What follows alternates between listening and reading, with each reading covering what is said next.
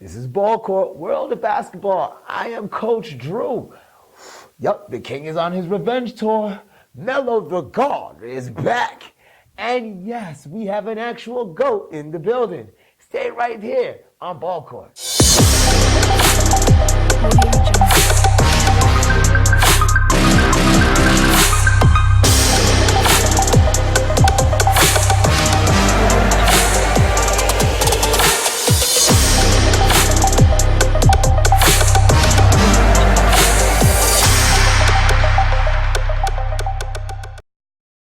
Hi, I'm Coach Drew, and this is BallCourt. Welcome back.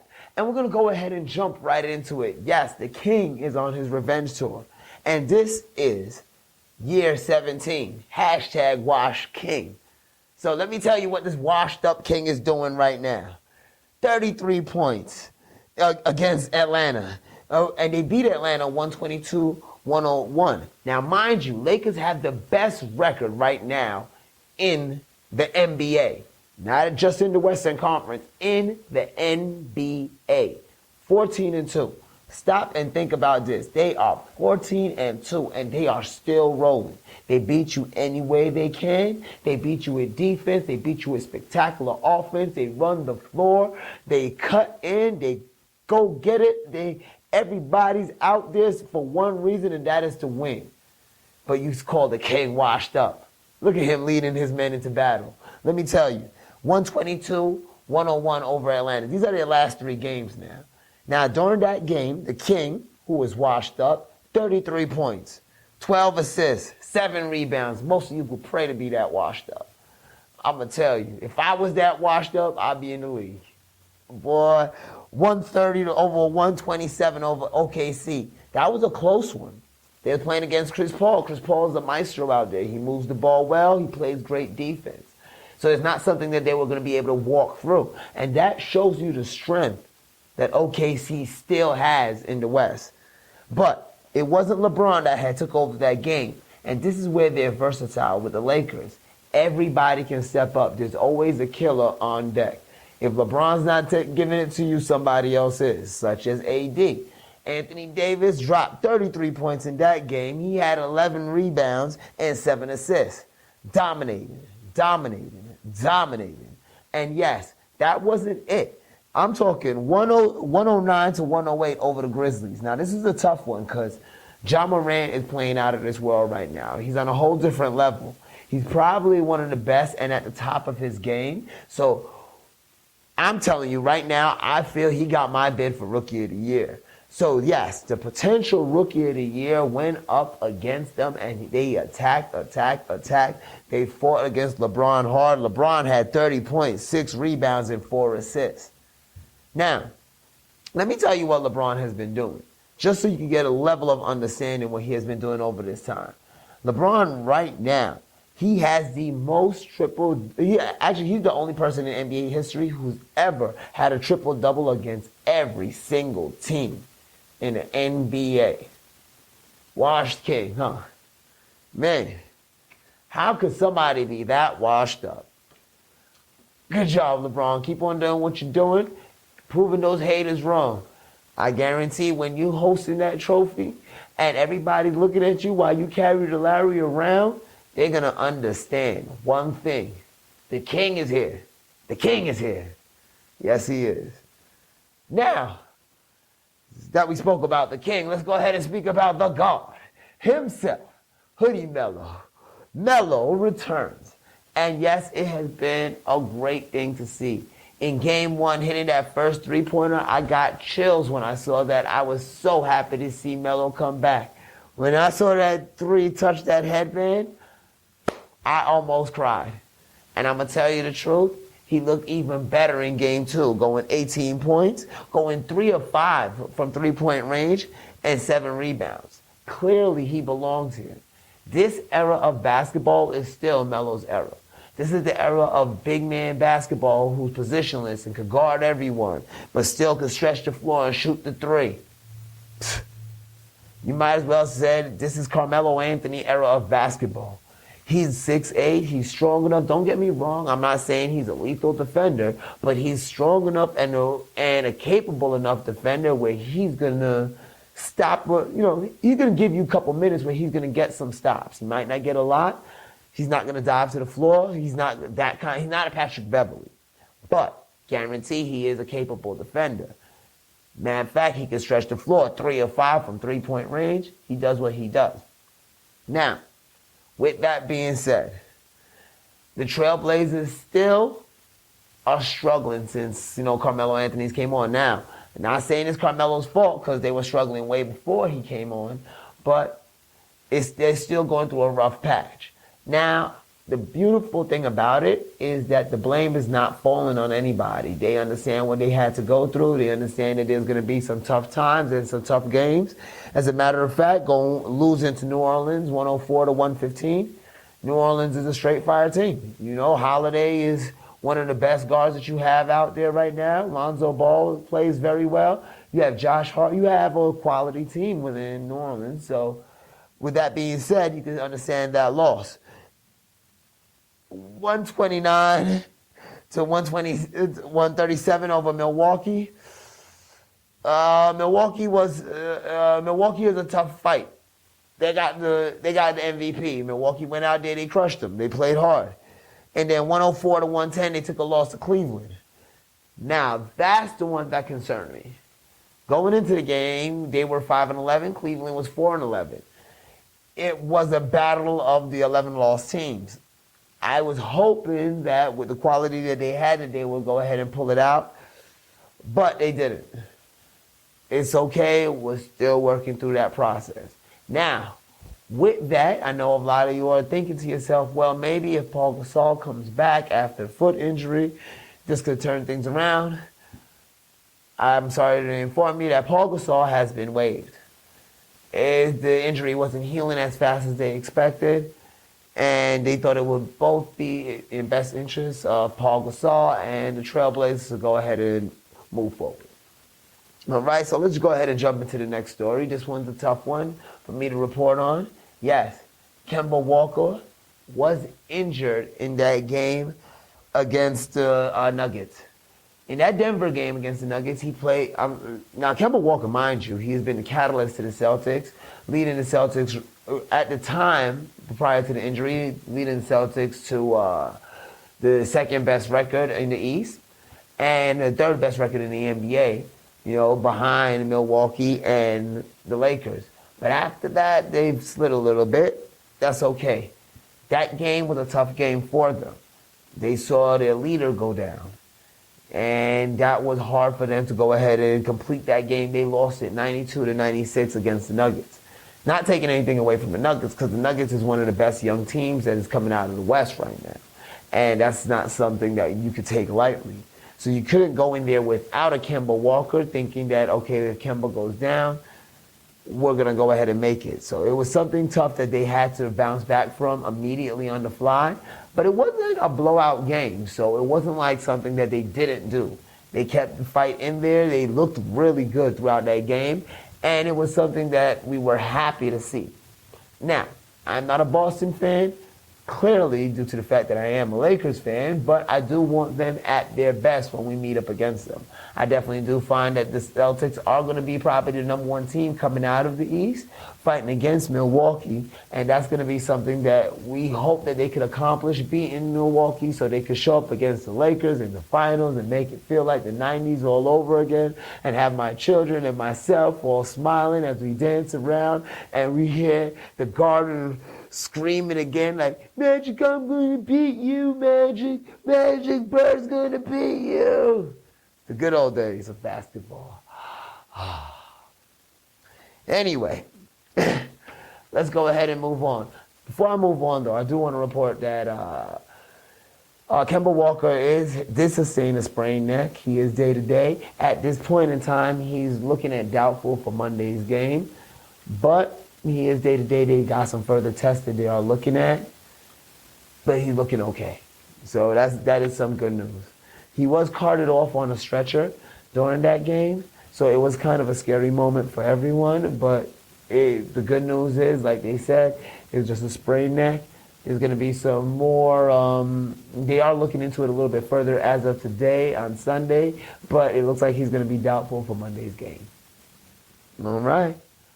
Guess what time it is? It's time for that episode, the greatest episode alive. Yep. Brody and the Beard. Houston fans, yes, they thought the experiment would not work, but it's working. It looks like it's working at least. You're not winning every game, but you're in every game, and every game is looking amazing. And plus, Russell Westbrook is playing like Russell Westbrook.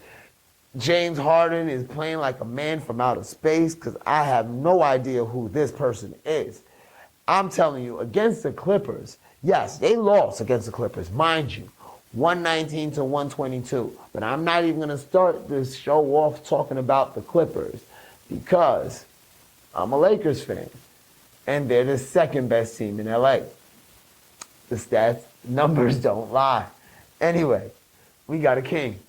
So like I was saying, right, the Clippers won 122 to 119, but James Harden won over the night. He had not one, but 2 4-point plays in the second half. One early into the third quarter, just pulling up, getting the hit, hitting the 4-point play, dropping the foul. Now, mind you, he's already 3 steps behind the 3-point line. Got fouled and dropped it. Then this one was the most beautiful one. Under 2 minutes left to go. In the fourth quarter, actually just slightly under 2 minutes, it's about like 1:59 or so, but it was in the fourth quarter, off of a sick dribble move to get past Patrick Beverley. Patrick Beverley tries to dive to get in front of James Harden. At the same point in time, Paul George is diving to get at James Harden. Both of them run into James Harden and he hits the shot. He's like a man possessed. And still, Russell Westbrook is killing him. Coming down in the same exact game, powering down just like Russell Westbrook does. Raised up like he was about to tear down the rim, because you know that he has a vendetta against rims. I swear to God, he has stock in the metal that they use to produce rims, because every time he bends one, he's making himself rich. Because I'm telling you, that's the way he goes at these rims. The way he jumped up, we thought it was going to be. Then he finger rolled it, but it still was beautiful, drawing the contact and hitting the shot. They didn't call it, of course, but still, it looked great. And let me remind you, there was 37 points scored by James Harden and 22 points scored by Russell Westbrook. And that is similar to a regular Russell Westbrook game that you would have at this time in the season. So, the experiment may be working a little bit for right now. But let's see how it works when it comes to the playoff. If they're going to be that kind of experiment, that's going to win them a championship. Now, they also took a loss to Dallas, and they played phenomenal in that one. And I know you're wondering why. Why did they take a loss to Dallas playing as good as they did? Because James Harden had 32 points. Russell Westbrook had 27 points. And Clint Capella went 20 for 20, 20 on 20. What I mean by that, he had 21 points and 22 rebounds. He went straight up beast style. You know, it reminded me of a young player that we have that played in a certain Arizona game out in Phoenix that plays for me that went 17 and 16. But she wasn't playing against NBA players or WNBA players. They were pretty good, but he dropped 21 for 20. He had 21 points, 22 rebounds. Now, with a stat line like that, you're thinking, what could have stopped them from winning a game with somebody killing it like that? What? We'll talk about it more when I get back. I want to thank you, we're on BallCourt. Stick around. This is the world of basketball. I'm Coach Drew. Let's go ahead and take a break.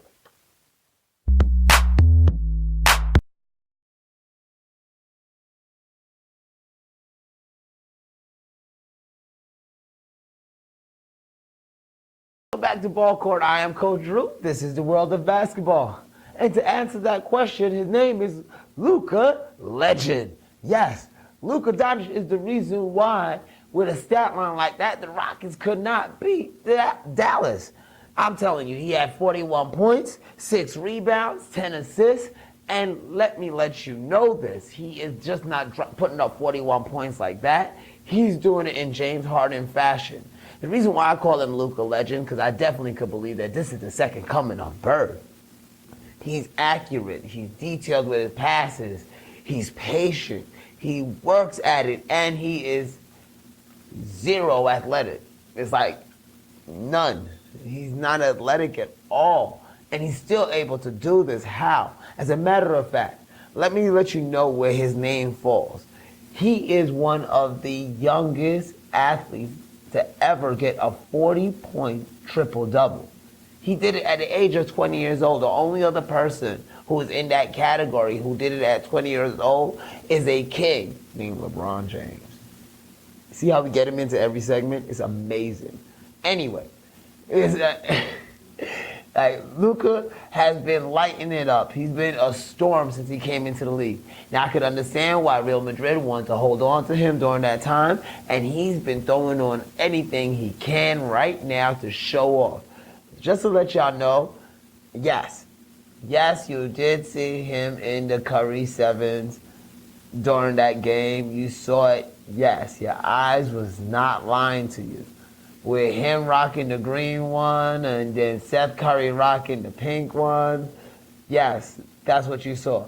And no, he did not break any deals. As a matter of fact, as of October, his contract with Nike had expired that he had for 2 years. And so that was 1 year back in Real Madrid, and it just rolled over to his rookie season. So since that contract has expired, he's going to be testing out different brands and different shoes. But that doesn't change anything because he's still lighting everybody up. Luka, what a legend. What a legend. Now, against the Warriors, let me tell you, this was a great one. Now, the reason why I feel that this is a great one, I'm not saying the Warriors is a great team by no means right now, but they are a scrappy team. They are a fast team. And with Luka, that's one thing that he's not is fast. It's something that you think, man, this might be an advantage. We might be able to stop him. And the Warriors did just that. They held him underneath 40 points. So he had 35 points, 10 rebounds, and 11 assists. But they held him under 40. Congrats, Warriors. Keep up the good work. All right. Now, the next person that was lighting everything up is Zach LaVine. I'm telling you, he was shooting everything. He was killing it. He had 13 threes in this game. Yes, Zach LaVine went absolutely crazy. 49 points over the Hornets. And this was a close game. Let me tell you, this was a close game. 116 to 115. And if you love basketball, if you love the big shot, if you've ever sat in your driveway at 6 o'clock at night before your mama called you in for dinner and you're sitting there counting down 5, 4, 3, 2, 1 and shooting from every corner of the driveway, even on the neighbor's lawn, which he told you not to go on, and he tell you gonna call your mama if you went up and went on there, but you still went on there anyway just to get that 5, 4, 3, 2, 1 and you hit the shot and you feel crazy good, you're gonna absolutely love this story that I'm about to tell you right now. Zach LaVine, after putting up 46 points, which the fact of the matter that he didn't play the night before because they benched him and he still came back and dropped 46 points was an amazing night enough. But off of a steal, getting the ball back, running to the corner, knowing that the time was running out, having presence of mind. Yes, I said that. If anybody saw that Reggie Miller documentary, you would understand what I mean. But he had presence of mind to get behind the three-point line and shoot that three. Boom. 49 points and the game-winning three-pointer. 116 to 115. He had my blood moving. I'm talking, I was shaking watching this game. It was so exciting that the whole reason that we had to create a second segment for the NBA was just to make sure I got to tell you about what Zach LaVine did. That's how exciting it was. Congratulations, Zach. I think Chicago Bulls is going to be tough. And there's a lot of parity in the league right now. And maybe that little tampering snafu that happened last season, which is no longer taking place now because there's no more tampering in the NBA, but maybe that snafu worked out very well. And now there's no more taking place. Nobody can leave. So now the NBA has parity once again. Every team looks great. Or maybe these guys are just stepping up. It's just beautiful. But Next, I want to go ahead and speak about Logo Trey. Yes, I know last week I had a completely different nickname for him, but I'm gonna call it, let me let you know why I call him Logo Trey. Yes, Trey Young is now pulling up from logos, not a logo, not the logo. In Atlanta, he's pulling up from the logos. Yes, the half-court logo, the three-quarter court logo, he's pulling up from everywhere. He's gonna make sure that you can see every single advertisement on that court. He is lighting it up, dropping his second career triple-double against the Raptors, of course. And let me let you know, the Raptors are the defending champions. I know even though Kawhi's not there, they are still the defending champions. You must respect them, and that's why they took the win. I'm not saying that the Atlanta Hawks took a win. I'm talking about how great Trey Young is playing. He got his second career triple-double, 30 points, 10 rebounds, 10 assists. And like I said, he was pulling up from everywhere. How do you pull up from the logo at half court? He had his foot on the beak of the Atlanta Hawks symbol. His foot was literally on the beak when he shot it. This is amazing. This is the level of competition that we have right now. I understand that right now Steph Curry is at home nursing a broken shooting hand, and nursing a broken left hand, and we're all looking at it. We're sorry. We thought that we were going to miss out on the heroics of watching a Steph Curry-like performance with him out. But thankfully, Trey Young has heard our cries and he has answered. He's put on his cape and he said, I'm going to do my best Steph Curry impression until he gets back or until we make the playoffs. We'll wait till Steph Curry get back. I want to go ahead and go into my next segment. This is a segment that is dear to my heart due to the fact that it started with Melo. But we're going to go ahead and continue this segment. Why isn't Jay Crawford signed? All right. Today, I'm going to go ahead and tell you what my opinion is currently on why Jay Crawford isn't signed. Now, from week to week, this segment is always going to change. The opinions might change. I might bring on different guests. I might tell me different opinions, tell me different viewpoints of why he's not signed. But we want to make sure he gets signed. So we're going to touch base on this, and we're going to keep it going. All right? Until he gets signed. So, please, if y'all don't want to hear this, sign him. Please.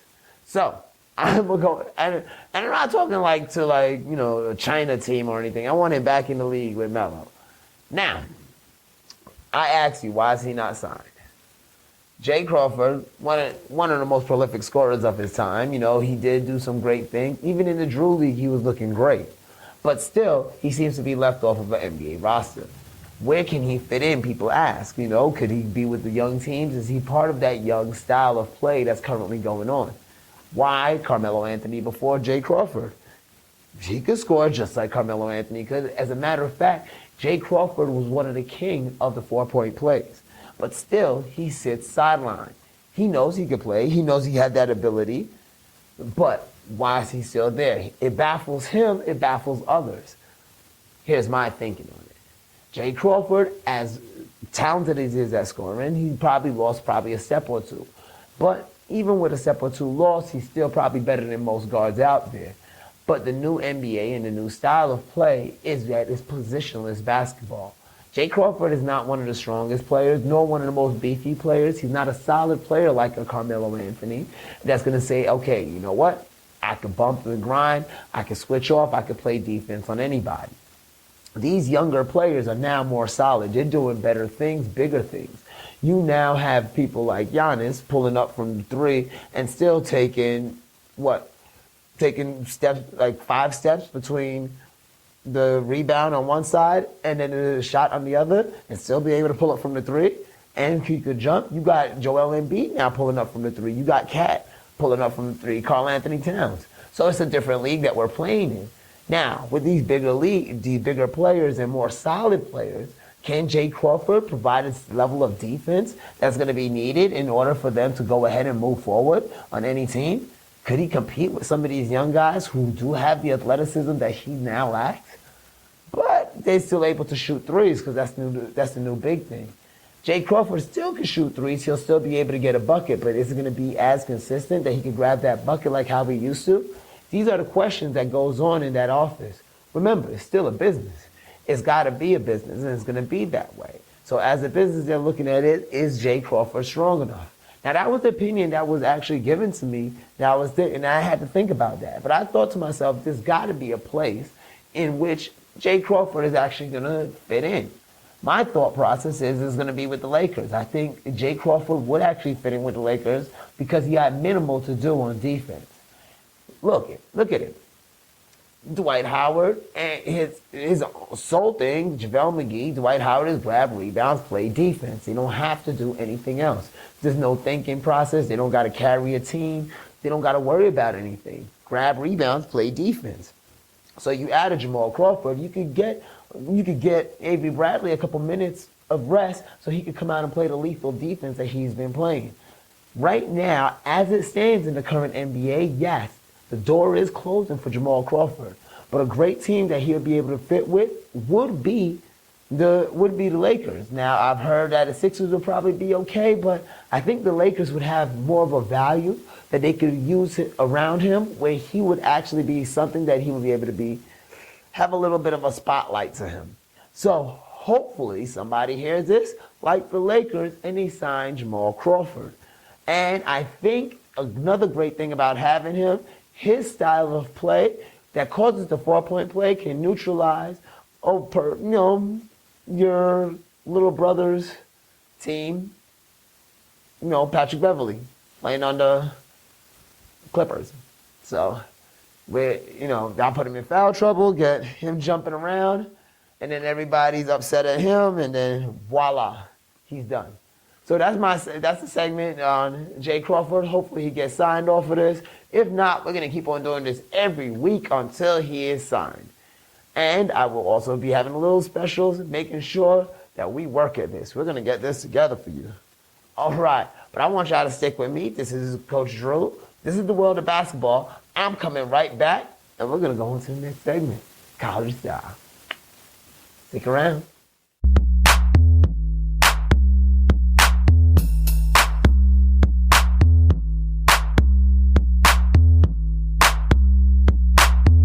Welcome back to BallCourt. I am Coach Drew, and this is the world of basketball. I want to thank you for sticking around with us. This has been an awesome show so far. We still got some great things to come up. Like I told you, there's a GOAT in the building. Yes, stick around. Stay with me. Stay with me. Now we're going to go ahead and jump right into college hoops because this is that time of year. A lot of teams are first coming out playing their first game in the season, and a lot of teams were looking at saying, okay, what's going to happen? How are they going to shape up? We saw what happened with Evansville. We saw what happened. We saw what took place there. So we want to know, how is everything else going to shape up? So let's talk about Ole Miss and Memphis. Yes, everybody thinks that this Memphis game was the most anticipated game. And the reason why is not because who was playing, it's because who wasn't playing. James Wiseman. And everybody knows, and we've all been following the story about James Wiseman, that he right now is not academically, but he's ineligible to go ahead and play. Now he was able to go ahead and work out a deal with the NCAA where he's going to be suspended for 12 games for this season, and then he will be able to come back and play, barring that he does have a donation to the NCAA for $11,500. So I think you taught him a valuable lesson, NCAA. Very good. That's the punishment that we're looking for. As long as they're willing to pay, they can play. Good job. You taught us all a valuable lesson. So let me go back to that game. So James Wiseman didn't play, so you sit here thinking to yourself, who could have played? And I'm going to tell you, that game was absolutely precious. Yes, Precious Nachua, he came out and he played. He balled. I'm talking 25 points, 11 rebounds. He was out there. Now, this was a close game. This was a game when you needed somebody of that caliber to step up and take over the game. Ole Miss is not a pushover team by no means. Even though they don't fall on the rankings right now, they are still not a pushover team. 87-86 over Ole Miss, and they did it without James Wiseman. When he gets back, he's gonna, after that 11-game suspension, I guarantee you they're going to be able to be in a position that they're going to be making a run. And if they make a run by the tournament time, it is absolutely all over for y'all. This is going to be amazing. Now, another thing of amazing that we want to go ahead and talk about is, I'm not too sure if everybody heard about this. Leslie University went to go ahead and play Merrimack. Now, Merrimack, just as every other team, for their first game, they normally play a nice little school to come out there so they could beat up on that school a little bit, you know. They want a tough game. That's what happened with Evansville. Evansville went out to Kentucky. Kentucky had paid them to come out there so they could beat up on them, but Evansville fought back. It made a great story. But there are those certain stories where it doesn't work out in this fashion. So Division I Merrimack was playing Division III Leslie University. Now, Leslie University is not only just a Division III Leslie University, they're 0-7 Division III Leslie University. They have not won a game throughout their whole preseason. They have not won a game this year. They are struggling. Even last year, they were a struggling team. But still, Merrimack chose them to play against as a Division I school. So let me go ahead and tell you the exact points of this. It was 110-16. This was absolutely insane. Now, don't get me wrong, I'm all for that, building the confidence of your team. You know, we're all here to compete. We are all athletes. We got to go at it. But the leading scorers for Leslie University each had 4 points apiece. And those were the leading scorers. Do you really think that they were on their caliber? You think you couldn't find a better team than an 0-7 Division III and you're a lower level Division I? I myself think that it's kind of embarrassing. And it's not embarrassing for Leslie University, it's embarrassing for Merrimack that they could not find a team that they were guaranteed that they were going to be able to beat except for Leslie University. I'm hoping that their season is absolutely filled with teams that they're willing to play against and play hard. Because not all of them are going to be a Division III 0-7, and one of them are going to remember. And I guarantee you, at that point in time, that's when you're going to realize that you're going to get smacked too. So yeah, and let me go ahead and break something else down for the college hoops also. Let's get back to Evansville. Let me tell you how monstrous that win was, just so you can put it in perspective. Since that win on Kentucky, they have gone 0-3 against every Division I opponent. Understand? So that day they showed up and they played hard. That was the most unexpected win. But when you go ahead and you go with a Division III against a lower level Division I, it is shameful that you could even have those people in your building and want to play a game, much less to turn around and continue going after it's almost create a 93-point lead. That is absolutely insane. But I'm going to go ahead and take a break. I want y'all to stick around with me. When I get back, I told you there will be a GOAT in the building.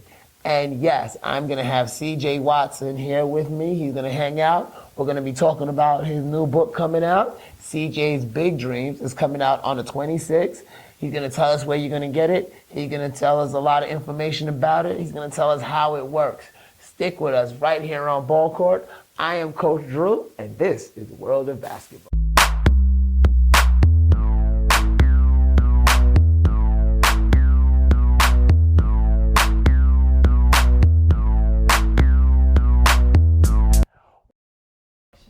Welcome back to the World of Basketball, and this is BallCourt, and I am Coach Drew. Sitting to the right of me, we have our guest, as I told you last segment, that he's going to be here. This is CJ Watson. How you doing today? Good, how you doing? I'm doing wonderful, and I know everybody's wondering, what is CJ doing here? And if you remember the last show, when we spoke about our favorite segment, which we're on, this is GOAT Moves, we spoke about his book, CJ's Big Dream, which is going to be coming out on the 26th of November. But I want you to come here and tell me about this book. Tell me what's going on. This book is something I've been working on for the last 5 or 6 months. It means a lot to me because it's basically just about my life story. It's a kid who grew up in Las Vegas, not in the greatest neighborhood, but always had big dreams of making it big or just making it to the NBA. And this kid followed his dreams no matter what stipulations that was set on him, and made it come true. Excellent, excellent. That's inspiring. Now, I know from what I know that it wasn't a direct route for you to get to the NBA. There was a lot of things that you had to prove yourself. Is this book goes into that, or it talks about it? I know it's going to be a kid-friendly book, but it talks about it in that kid-friendly way. Well, I can't give you the whole deficit of the story because there's different books coming out, so it's going to lead up to the grand finale. So, but this one is just a little introduction into how my life got started, how I had dreams of playing the NBA, and it started when I was young, just like any young kid, and watching TV or watching their favorite NBA athletes, and just wanted to be one of them.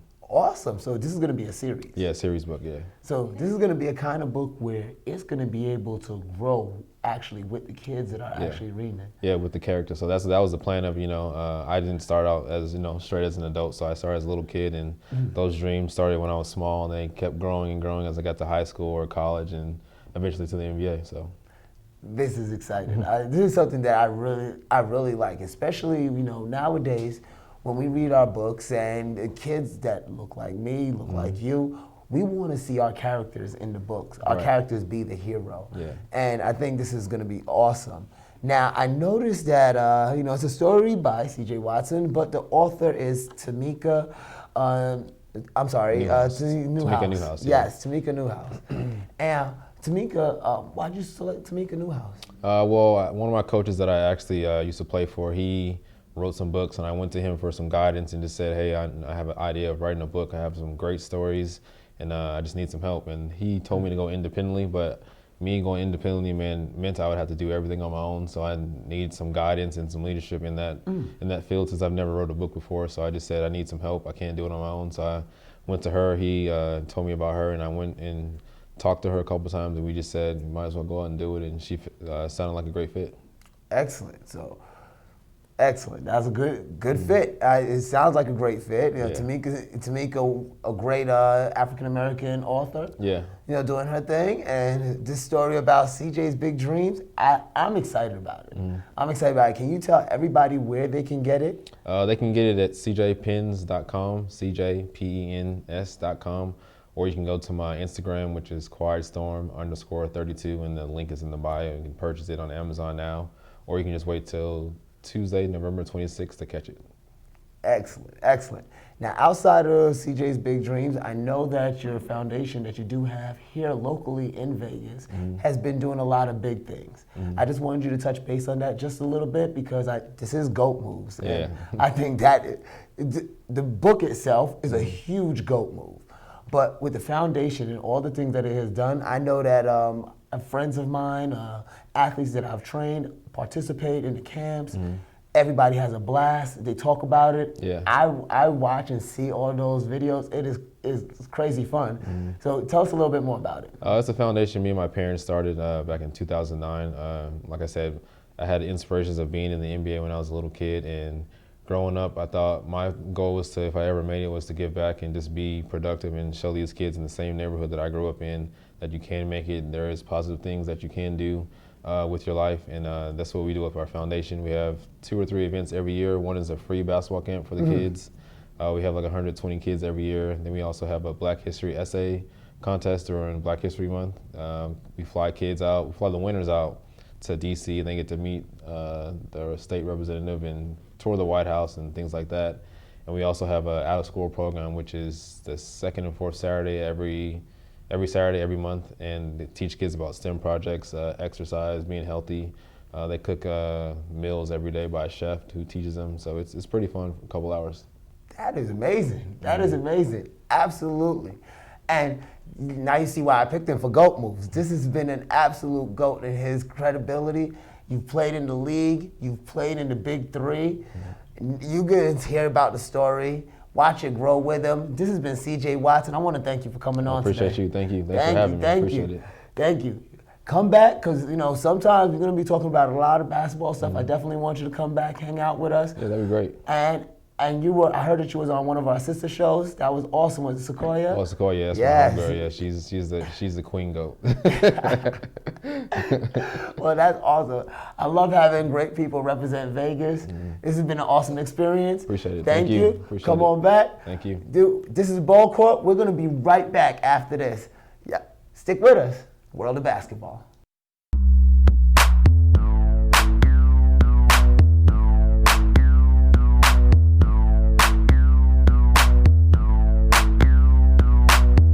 Welcome back to World of Basketball. I am Coach Drew.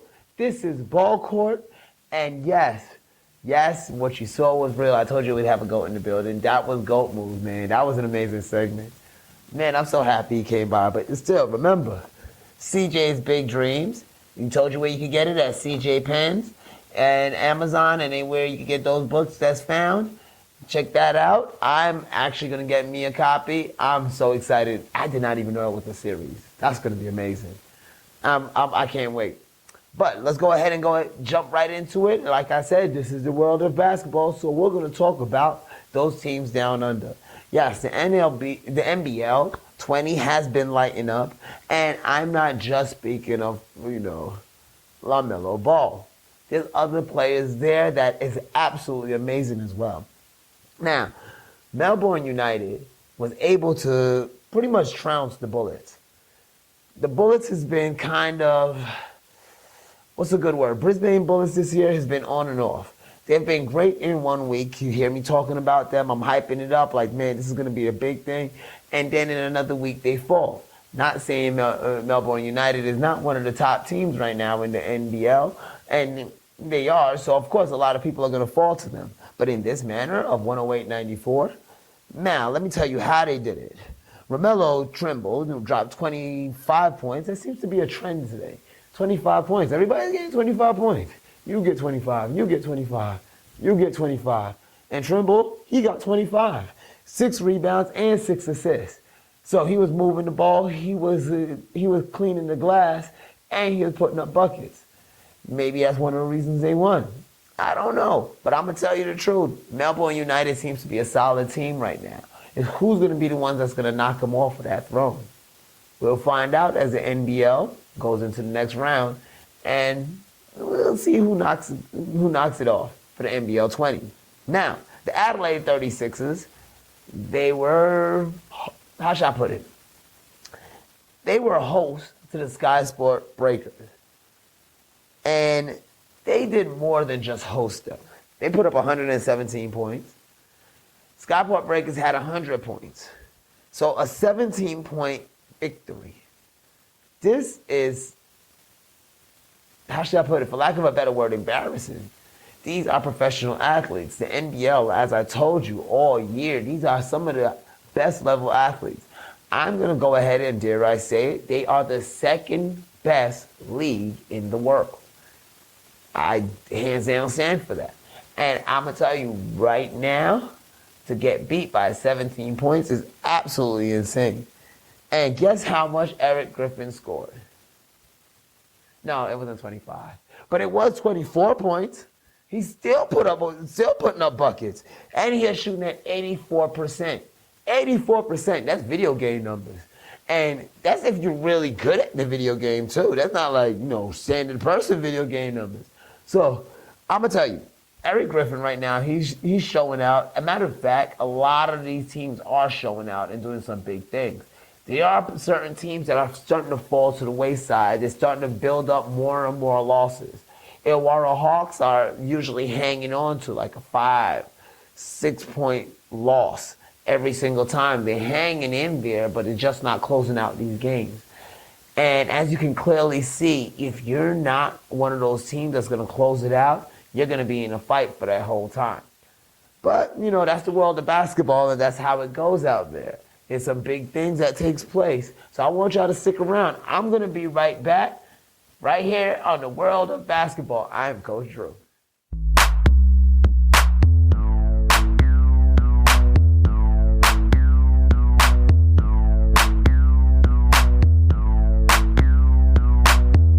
Welcome back to BallCourt. I am Coach Drew. This is the world of basketball. I'm glad you've been hanging around. I know we've had some great things taken off this show, and we got some more. Yes, this is our favorite segment. Come on, y'all. Let's kick it. Come on, come on, come on. Let's kick it. Yeah. All right. So, on the Let's Kick It line today, we got some big things taking place in the sneaker industry. Yes, I let you in on the little things that was going on with Luka Doncic, but there's a lot more that is going on sneaker-wise right now for basketball and off the court as well. First, I have to give a shout-out to Royce O'Neal. Yes, Royce O'Neal, one of the most amazing sneakers of the week. I'm telling you, came out with the Zoom Freak 1 with the old school Utah jersey. Oh, that looked bad. I'm going to tell you, if they release those, I know those are custom, but if they release those, I'm going to be on that right away. Those are absolutely amazing. One of the most fire shoes right now. And I have to say, for the players' shoes that we're going to speak about this week, that is going to be the players' shoe right there. But we're going to move on, because you know what I'm going to talk about? I want to talk about the shoes that we're going to wear off the court when we're styling. After I beat you and I put up 30 on you, I want to make sure that I'm going to look good when I'm walking away with your girl. So let me tell you what I'm going to be wearing. Yes, I will be wearing the Nike Air Force One SBs. Not just anyone. Yes, the new ones that has been now designed by Zion Thompson. Take a look at these. These are absolutely beautiful. Look at that pink bottom and the white trim. I'm going to tell you, these right here are some of the smoothest shoes that you're going to wear. Kind of that rose gold style. I feel safe to say that if Azaria was here, she would say that these are the most amazing Air Force Ones she's seen. That's how good it is. That's how comfortable I feel about these. And you know, sometimes we differ on taste. So I feel that comfortable that these is that fly. Definitely something that you're going to want to wear with it, probably with, if you wear it with a black pants, nice little cool thing, nice little white button up, cool little tie, throw in a jeans jacket with the rose gold studs on it. I think that'll bring it out. It'll make it look fly. Now, since we're going to talk about the Air Force Ones, we're going to stay on that trend. Now, my next sneaker that we're going to talk about for the chillin' is for the person who likes to play outdoors. For the person who shows up at the BallCourt, puts up 30, like me, and then want to leave the court looking fly. And want to make sure that you're leaving the correct court. Yes, Nike Air Force Ones are now coming out with a New York City Parks and Recreation brand. It's going to be released with the different, on the tongue, it has the patches for the different Parks and Recreation, for the different patches. On the back is marked Park and Recreation and NYC. When you take a look at these, so look at the bottom of this. These are multicolored zones. It reminds you of the Pink Crush from the Dame 5. This is an absolutely beautiful shoe. The leather upper on it is something that's classic to the Air Force Ones, and it's something that you're going to see for a long time to come. Now, I have to say that this is the pick of the litter for us this week. Outside of that great one by Royce O'Neal, and that is a beautiful shoe, but this one here is one that we're going to be able to pick up. It is custom because you're going to make it custom. You're able to collect the different patches, put them on the tongue, rock them in different styles. There you go. Now that's going to look fly.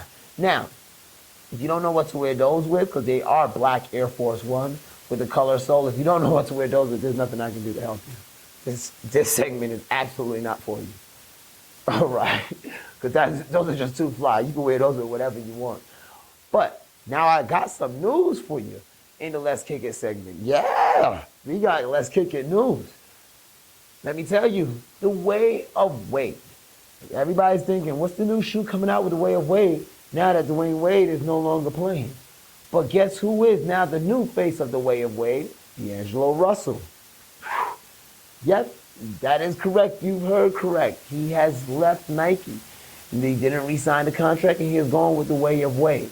Now, as you can clearly see in the video that was posted on Dwayne Wade's Instagram, he spoke about how He chose D'Angelo Russell because it mimicked his style.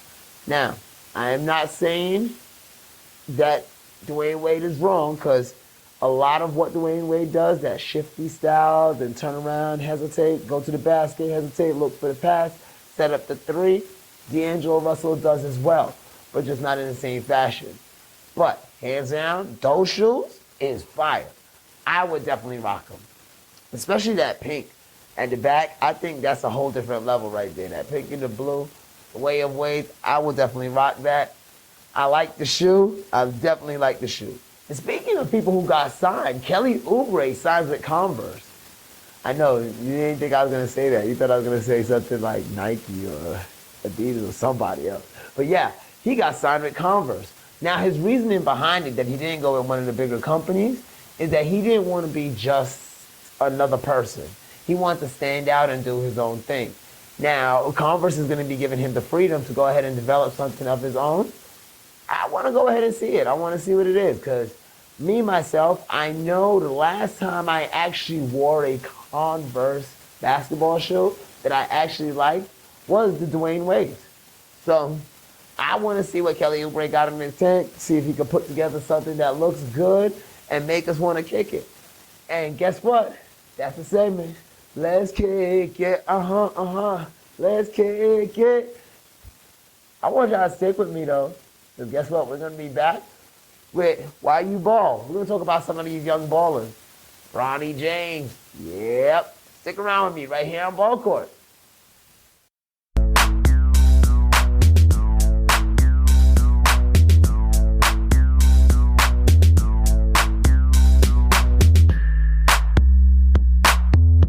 Welcome back to BallCourt. This is Coach Drew. This is the world of basketball. And this is our final segment, Why You Ball. Yes, the Why You Ball segment is dedicated to the young athletes that are coming up that are not on that level yet where they're getting paid, so they're not in college. Anyway, see what I did there? Anyway, so they're getting paid or anything. And so we want to go ahead and showcase some of these amateur athletes that are doing some great things. All right, so one of our first athletes that we're going to go ahead and speak about is, yes, Bronny James. I know you're saying the only reason we're speaking about him is because we have to speak about LeBron James in every segment. That is absolutely wrong. The reason I'm speaking about him is because Sierra Canyon has been on fire. So if you have your ESPN app that you are using, you've probably been burning it up all weekend, watching Sierra Canyon do some of the most amazing things in basketball. Outside of the fact that, you know, Bronny James is coming off the bench, and that tells you the level of talent that is on that team. And because Bronny James is not a bum.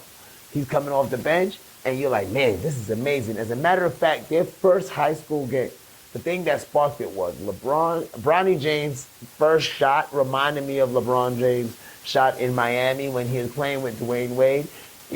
Zaire Wade came up at the wing, the same place that Dwayne Wade passed it from, hit LeBron James in for the corner three-pointer, just like they did with Bronny. It was absolutely amazing. It gave me chills just to watch that. And making that his first actual high school points, that was amazing. But the reason why we're highlighting him today is not just because of that three-pointer. The reason I'm highlighting him today is actually he successfully got his first high school dunk in a game.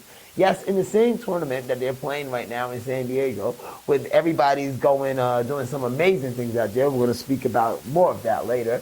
That he stepped up and he dropped his first dunk in that game. And that dunk was absolutely amazing. Everybody jumped up. Everybody reacted. Unfortunately, LeBron James wasn't there, but Dwayne Wade was in attendance, and he was just as excited. I'm telling you, that's a strong family. It takes a village. It takes a village. And that village is raising some great ones. Zaire Wade, they're raising Bronny. It is absolutely amazing. But that wasn't the best freshman that was playing that night. The best freshman so far that's been playing in this tournament was Mikey Williams. Mikey Williams' first game right now, his first game in high school, he dropped 41 points in that game. He came back to the same tournament that Bronny was playing in last night, and he dropped 50 points in that tournament with Dwayne Wade sitting not 3 feet away from him while he is lighting everybody up. This kid is something to see. Right now, I definitely understand ESPN does not rate freshmen, and we can understand that. But he is forecasting to be one of the top sophomores going in to his class. And I'm going to tell you the truth, hands down, he's probably going to be one of the best in that class and the other class. If you really want to go ahead and rank him in a junior class, he'll probably be one of the top 5 there. He proved over the last 2 games he is not just this awesome dunking YouTube and Ballers Life sensation. He's not just an overtime sensation that you're going to be able to watch on your Instagram every now and again, just dunking on somebody, be like, oh, that was nice. He's more than that. He's a passer. He's a shooter. He creates for himself. He creates for others, as well as he has amazing hops. I'm talking, he jumps up there, he go get it. And this young boy, I remember when I told you about him in 8th grade, coming out here to the Bigfoot hoops, lighting people up, clearing out gyms. This young boy is killing people right now. He is absolutely one of the most phenomenal freshmen. And it's going to be my pleasure to watch him, at least for the next 4 years. And then he's going to be a paid athlete, so, we're going to have to buy a lot more tickets to watch him. Especially if you go to school, if he stays in California, he'll be awesome. It will definitely work out. And these were the 2 people I wanted to go ahead and highlight at this time on Why You Ball. The reason I highlight these young men is that they're going to be future stars, but right now, in their young age, they definitely need to be highlighted. I want to thank everybody for hanging around with us here at BallCourt. I want to thank CWN Sports. They keep on putting me on every single week, and I'm happy with that. I'm glad about that. I want to thank CJ Watson for coming out today, sharing his dream and the book, CJ's Big Dream. I want everybody to go ahead and check this out. This is going to be at cjpens.com. You go ahead and grab yourself a copy. I'm going to go ahead and grab a copy. This is an amazing thing. So much inspiration in here. It is unbelievable. From a child to the NBA, this is going to be great. I'm excited about it. I can't wait for my kids to read it. And thank you for coming and sharing that with us, CJ. Also want to go ahead and have y'all follow and watch Fusion Sports. Take a look at them. They're doing some amazing things. And yes, the Blitz is killing it. Still, check them out. Check them out. We're going to go through some changes with it, make it nice, polish it up. But it's still going to be that great content that you've been looking for and that you've been receiving.